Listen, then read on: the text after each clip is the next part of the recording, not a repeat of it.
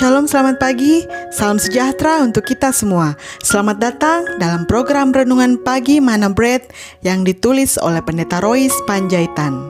Bertahun-tahun yang lalu, Amerika Serikat dan Uni Soviet terlibat dalam perlombaan untuk menguasai ekspedisi keluar angkasa atau yang disebut space race.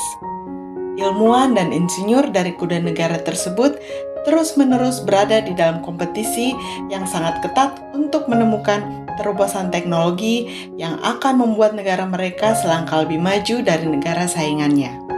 Salah satu bidang yang membuat pusing para ilmuwan NASA atau Lembaga Antariksa Amerika Serikat adalah bagaimana menemukan tinta yang bisa digunakan di ruang tanpa bobot di dalam pesawat luar angkasa.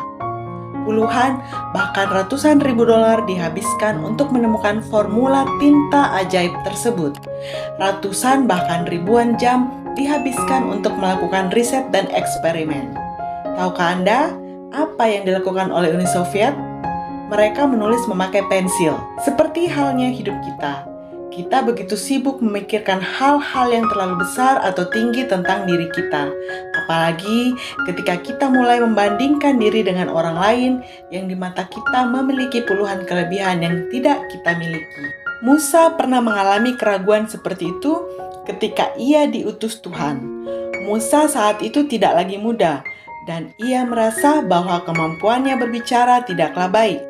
Maka ketika Tuhan tiba-tiba memanggilnya dikala Musa sedang menggembalakan domba-domba milik mertuanya Yitro, ia pun langsung menyatakan keraguannya.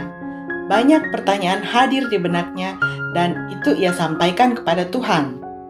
Mari kita lihat dialog Musa dengan Tuhan berikut ini. Siapakah aku ini? Maka aku yang akan menghadap Firaun dan membawa orang Israel keluar dari Mesir. Jawab Tuhan, bukankah aku akan menyertai engkau?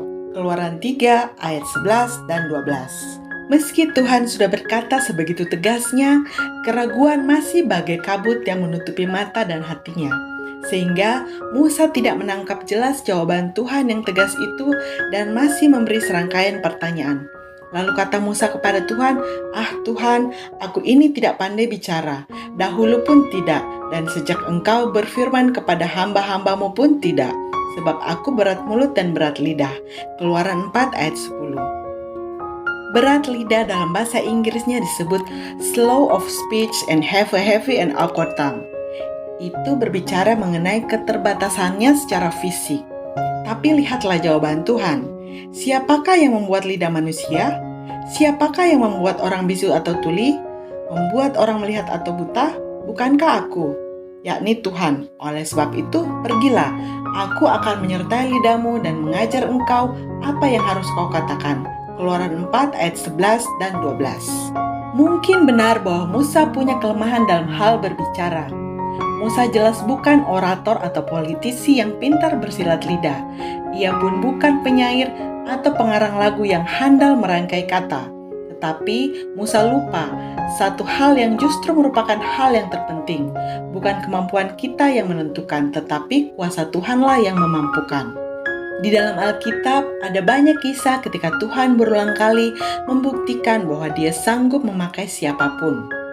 Seperti halnya kita saat ini, mulai dari pendeta gereja, anak-anak hingga orang tua, pegawai bank profesional, guru sekolah, pekerja online, konsultan bisnis, dokter perawat, petugas keamanan, bahkan koster gereja, semua bisa diubahkan Tuhan menjadi saluran berkat-Nya dan Dia pakai secara luar biasa. Terima kasih telah bergabung dalam program Renungan Pagi Mana Bread. Sampai jumpa di kesempatan selanjutnya. Tuhan Yesus memberkati.